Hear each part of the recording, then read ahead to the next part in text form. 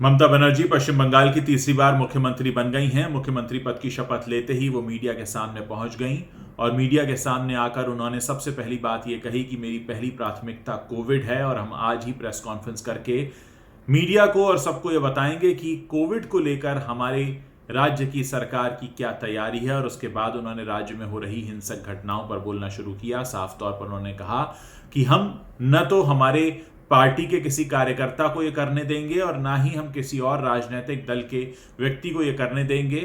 ये निश्चित रूप से शर्मनाक है और इस पर तुरंत काबू पाया जाएगा। और मैं आपको बता दूं कि वहां पर राज्यपाल धनखड़ भी मौजूद थे। उन्होंने सीधे तौर पर यह हिदायत दी कि इस समय जो भी खबरें आ रही हैं हिंसा की, इस पर तुरंत काबू पाया जाना चाहिए। जिसके जवाब में ममता बनर्जी ने कहा कि अभी तक मेरे राज्य की जो व्यवस्था है वो चुनाव आयोग के हवाले थी, अब मैं आ गई हूं और अब ये मेरा पहला काम होगा कि मैं राज्य में कानून व्यवस्था की स्थिति को सुधारूं। मैं आपको बता दूं ये तीसरा मौका है जब ममता बनर्जी पश्चिम बंगाल की मुख्यमंत्री बनी हैं और जब से ये चुनाव का रिजल्ट आया है उसके बाद से लगातार हिंसक घटनाओं की खबरें भी आ रही हैं।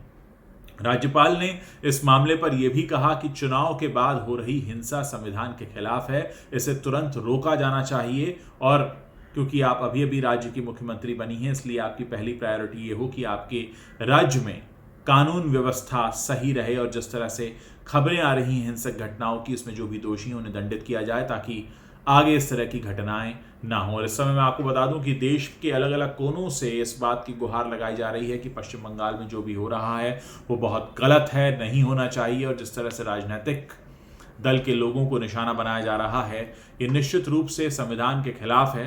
क्योंकि चुनाव में रिजल्ट्स आते हैं, पार्टीज चुनाव जीतती हैं, कोई हारती हैं, पर इसका मतलब ये नहीं होता कि अगर आप चुनाव जीते हैं तो आप किसी पर हिंसक हमला कर सकते हैं, या अगर आप चुनाव हारे भी हैं तो भी आप किसी पर हिंसक हमला कर सकते हैं। इस पूरे मामले पर आप अपनी क्या सोच रखते हैं मुझे ज़रूर बताइए। मेरी नज़र बंगाल पर भी रहेगी। सुबह से मुझे कई सारे मैसेजेस आ रहे थे बंगाल के बारे में वीडियो करने के लिए, इसीलिए मुझे लगा कि ये सही समय है कि मुख्यमंत्री बन चुकी हैं ममता बनर्जी। अब नज़र उन पर भी रहेगी कि किस तरह वो जल्द से जल्द इस पूरे हालात पर काबू पाती हैं।